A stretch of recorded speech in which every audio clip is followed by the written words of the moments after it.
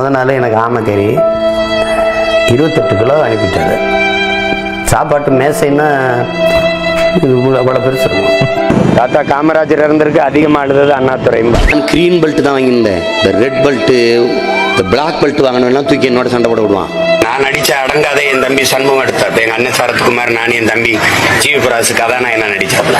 அதில் 500 இடங்களை வெட்டிட்டாங்க. அப்துல் கலாம் அவர்கள் வந்து படிச்சு அறிவியல் விஞ்ஞானி ஆகி அணுகுண்டு கண்டுபிடிச்சு பொக்கரன்ல வெடிச்சு இந்தியா வல்லாதிக்கம் என்று பேசிக் கொண்டிருந்தால் அது காமராஜர் பிறந்த சாதிதான். இன்னைக்கு நம்ம வீடியோல என்ன பார்க்க போறோம்னா, நாம் தமிழர் கட்சியின் ஒருங்கிணைப்பாளர் சீமான் அவர்கள் அவர் பேசுறது எல்லாமே பொய் தான். அதுல நான் ரொம்ப பார்த்து ரசிச்ச ஒரு சுத்தமான எந்த ஒரு கலப்படமும் இல்லாத ஒரு சில பொய்களை உங்களுக்கு வீடியோவா எடுத்துட்டு வந்துக்கிறேன். இந்த வீடியோல அவர் பேசிய எல்லா பொய்களையும் ஒண்ணா நான் உங்களுக்கு காமிக்கிறேன். அதுல ஏதாவது நான் பொய் சொல்லியிருந்தேன்னா என்ன நீங்க என்ன வேணாலும் கேட்கலாம். பிகாஸ் எல்லாத்துக்குமே ஆதாரத்தோட தான் இந்த வீடியோல நான் உங்களுக்கு காமிக்க போறேன். பார்த்து ரசிக்கலாம் வாங்க. இதுல நம்ம பார்க்க போற முதல் பொய், முதல் நாள் எனக்கு ஆமைக்கறி 28 கிலோ அனுப்பிட்டாரு. சாப்பாட்டு மேசைன்னா அவ்வளோ பெருசு இருக்கும். இறால்னா இறால் அப்படின்னா 6 வகை இறால் இருக்கும். நண்டுன்னா நண்டு அப்படியே தான் இருக்கும். அப்படி முழு நண்டா இருக்கும். பிறந்து பார்த்தா உள்ளுக்குள்ள மாதிரி எப்படி சமைப்பாங்கன்னு தெரியாது. கேட்டீங்களா? நான் ஒண்ணு கேட்கிறேன். அவர் ஒரு விடுதலை புலிகளோட தலைவர். அவர் எதுக்காக போராடினாரு, எதுக்கு உயிரை விட்டாரு? அவர் ஒரு 5 ஸ்டார் ஹோட்டல் செஃப் ரேஞ்சுக்கு பேசிட்டு இருக்கீங்க. அங்க உண்மையால ஒரு மனுஷன் என்ன இருந்தாரு. அவர் சொல்றதை நம்ம கொஞ்சம் கேட்போமா? அவர் நாங்கெல்லாம் ஒன்னா இருந்து பேசும்போது சொன்ன விஷயங்களை இவர் தனக்கானதா மாத்திக்கிறாரு. மாமிக்கறி அங்க பரிமாறப்பட்டது உண்மைதான். அது சீமானுக்கு கிடையாது, எங்களுக்கு பரிமாறப்பட்டது. அவர் திரும்பி போன அந்த காலப்பட்ட பதியில இந்த விஷயத்த சொன்னாங்க. சொன்னதுக்கு அப்புறம் அவர் கேட்டாரு. அந்த டைம்ல கிடைக்கல. ஆமைக்கறிக்கு ஆசைப்பட்டுக்கிறாரு, ஆனா கிடைக்கல. அந்த ஏக்கத்துல என்ன பண்றதுன்னு தெரியாம பொய்யா போயிடுகிறாரு. தம்பி, ஒரு மனுஷன் போய் பேசலாம், ஆனா ஏக்கர் கணக்கில் எல்லாம் பேசக்கூடாது. அது எப்படா நெஞ்சில கொஞ்சம் கூட ஈரம் இல்லாம இவ்வளவு பெரிய பொய் சொல்ற? ரெண்டாவது பொய், இது கொஞ்சம் ரொம்ப சுவாரஸ்யமானது தான். ஏன்னா யாராலையுமே இப்படிலாம் பேசவே முடியாது. ஒரு நாடி நரம்பு ரத்தம் சதை புத்தி எல்லாத்துலேயுமே பொய் ஊறி போனவனால மட்டும்தான் இப்படி பேச முடியும். அதை நீங்களே கொஞ்சம் பாருங்களா. நான் நடிச்ச அடங்காத என் தம்பி சண்முகம் எடுத்தார். எங்கள் அண்ணன் சரத்குமார், நான், என் தம்பி ஜீவபிராசு கதாநாயகனா நடிச்சாப்ல. அதில் 500 இடங்களை வெட்டிட்டாங்க. ஒரு படத்துக்கு எத்தனை நிமிஷம்? நான் சொல்லலப்பா, நீங்களே சொல்லுங்க. ஒரு படம் எவ்வளவு நேரம் எடுப்பாங்க? ஒரு ஹாலிவுட் படம்னா 1.5 மணி நேரம் எடுப்பாங்க. தமிழ்நாட்டு படம், தமிழ் படமோ இந்திய மொழி படம் எதுவாக இருந்தாலும் சரி, அதிகபட்சம் எவ்வளோ எடுத்துருவாங்க?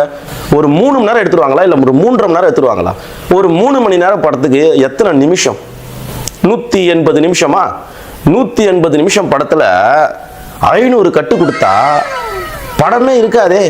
எக்ஸ்ட்ரா ஒரு 5 மணி நேரம் எடுத்து தான் கட் பண்ணணும். இவர் நடிச்ச படத்துல 500 கட்டு கொடுத்துக்கிறாங்க.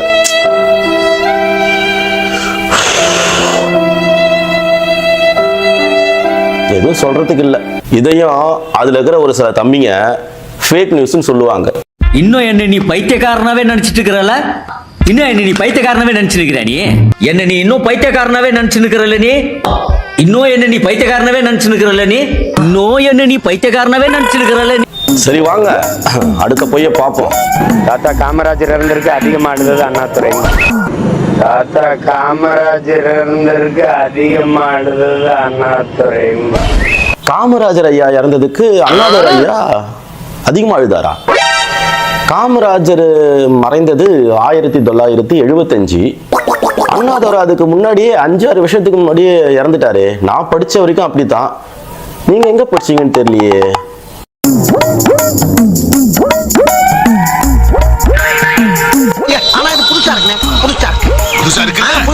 சரி வாங்க, நமக்கு டைம் இல்ல, அடுத்தது பார்ப்போம். நான் கிரீன் பெல்ட் தான் வாங்கியிருந்தேன். இந்த ரெட் பெல்ட்டு, இந்த பிளாக் பெல்ட் வாங்கணும்னா தூக்கி என்னோட சண்டை போட விடுவான். முரட்டு ஆளாக இருப்பான். நான் அவன் சோற வர அங்கிட்டும் ஓடுவேன். நான் பயந்து ஓடுறேன்னு நினச்சி எல்லாம் கைதட்டி சிரிப்பான். ஒரு சின்ன பையன் ஜிக்கிட்டான்ட்டு அவன் எச்சவன் அடிப்பேன் பாரு, ஒரே அடி முடிச்சிடும். இவரு கிரீன் பெல்ட் வாங்கியிருந்தாராம்.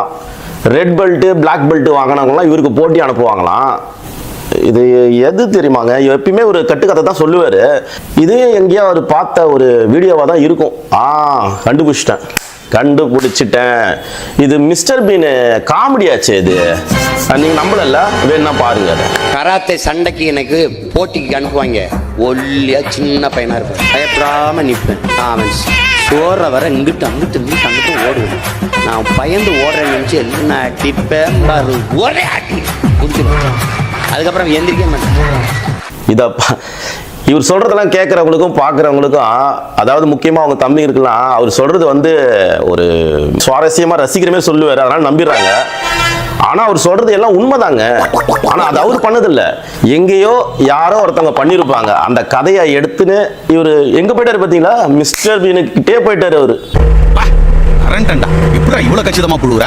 இந்த பொய்யெல்லாம் கூட இது எப்பயும் மாத்தி பேசுறதுலாம் வந்து அவருக்கு வந்து கை வந்த கலை.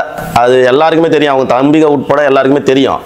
இதெல்லாம் கூட ஒத்துக்கலாம், ஒரு அரசியல் ரீதியா பேசலாம், போங்க தன்னை பெருமையா பார்க்கணும்னு சொல்லிட்டு ஏதாவது சொல்லிட்டு போலாம். இது இந்த வீடியோ பாருங்களேன், இது வந்து ஒரு மன்னிக்க முடியாத ஒன்று. ஏன்னா தமிழ்னு பேசுற ஒரு மனுஷன் தமிழ் கடவுளை எந்த அளவுக்கு கேவலமா பேசி வச்சுக்கிறான்னு நீங்களே பாருங்க. கிருஷ்ணன் பையன் யார் தெரியுமா? கிருஷ்ணன்.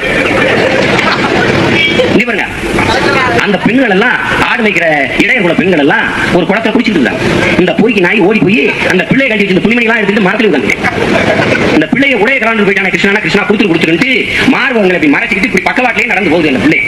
அவன் சொல்றான் பாருங்க, எவ்வளவு கண்ணியமிக்க கடவுள், 2 கையும் நீங்க ஏந்தி கேட்டாதான் தருவீங்க.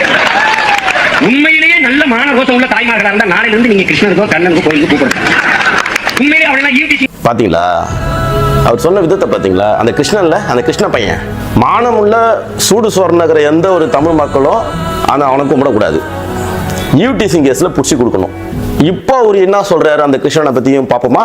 நான் கிருஷ்ண பரமாத்மாவுடைய பேரன். அவன் வந்து சொல்லல, ஆபத்து வர இடத்துல இல்ல நான் வந்து அவதாரம் எடுப்பேன். அது மாதிரி இது ஒரு அவதாரம். அநீதி அக்கிரம இடத்துல வந்து நான் மாயோனுடைய வாரிசு. இப்ப யார வந்து யூடிசிங் கேஸ்ல புடிச்சு கொடுக்கறது, யாரு கோயிலுக்கு போக கூடாது, எவன் மாணவர் சூடு சொரணம் உள்ளவெல்லாம் கும்பிடக்கூடாதுன்னு சொன்னதெல்லாம் யாரு? உனக்கெல்லாம் வெக்கமே இல்லையாடா? சரி வாங்க அடுத்தது. அந்த பிள்ளைகளுக்கு அந்த மருத்துவ கனவே இருக்கக்கூடாது. எங்களுக்குலாம் அந்த மாதிரி கனவே வரக்கூடாது. என்ன கேட்பாங்கல்ல, முதலமைச்சரா ஆசைப்படுறாங்க, தமிழனுக்கு மருத்துவமாராகனு ஆசை இருக்கக்கூடாது. நாங்க எப்போ டாக்டர் ஆக மாட்டோம், இதெல்லாம் நாங்க எப்போ சொன்னோம்? நாங்க டாக்டர் ஆக மாட்டோம், மாடு மேய்க்க தான் எங்களுக்கு பிடிச்சிக்குது, நாங்க என்னைக்கு சொன்னோம்? மாடு மேய்க்க கூப்பிடுவான், ஜீமா போயிடாத, நீ டாக்டர் தான் ஆகணும். எல்லா பேரும் டாக்டர் ஆகு, ஒரு நோயாளி வர மாட்டான். வேதாளம் படத்துல தல அஜித் அவர்கள் ஒரு டிரான்ஸ்ஃபார்மேஷன் ஒன்று கொடுப்பாரு பாத்தீங்களா, அப்படியே அழுதுனே இருந்துட்டு சிரிப்பார் தெரியுமா? அது தோத்துரும் இவர்கிட்ட. ஆடு மாடு மேய்க்க கூப்பிடுவான், ஜீமா போயிடாத, நீ டாக்டர் தான் ஆகணும். எல்லா பேரும் டாக்டர் ஆகு, ஒரு நோயாளி வர மாட்டான். ஆறுமுகம் இங்க இருக்கே டாக்டர், ஆறுமுகம் கிளினிக்கில் தான் இருக்கேன். அடுத்த பொய், இது வந்து ஒரு பெரிய தப்பு இல்லைனாலும் அண்ணன் சொல்ற பொய்ல லிஸ்ட்ல இருக்கு இல்லையா, அதனாலதான் காமிக்கிறேன்.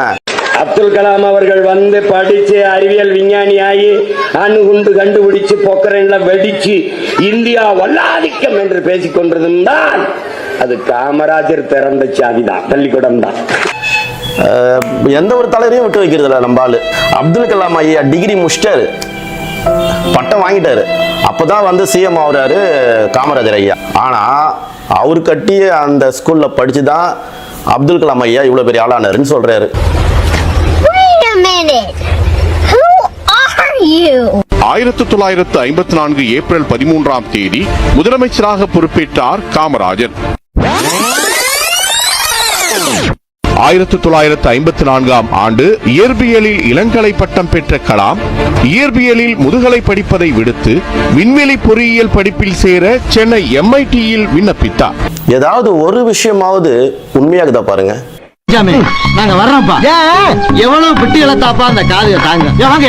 எம்புட்டு போய் லேசா புழுந்தாவே கண்டுபிடிச்சிடறாங்கல்ல. அது சரி, அவங்க நம்ம வாயை பார்த்து வருஷக்கணக்கா பழகிட்டாங்கல்ல, கண்டுபிடிக்கத்தானே செய்வாங்க. இன்னும் ஏகப்பட்ட பொய்கள் இருக்குதுங்க, அது கிடக்குது, கோடிக்கணக்கில் இருக்குது. ஆனால் அதெல்லாம் சொல்லி முடிக்க முடியாதுல்ல, வேற நல்ல நாள் வேற தொடர்ந்து வருது, வெறும் பொங்கல் திருநாளாக வருது. அதனால இன்னைக்கு கொஞ்சம் வீடியோவை சின்னதாக முடிச்சுக்குவோம். நம்ம வீடியோவை பார்க்குறவங்க எல்லாரும் கொஞ்சம் ஜெயித்து ஷேர் பண்ணுங்க, முக்கியமாக சப்ஸ்கிரைப் பண்ணி வச்சுங்க. ஏன்னா நிறைய பொய்களை நீங்கள் பார்க்க வேண்டியது இருக்கு.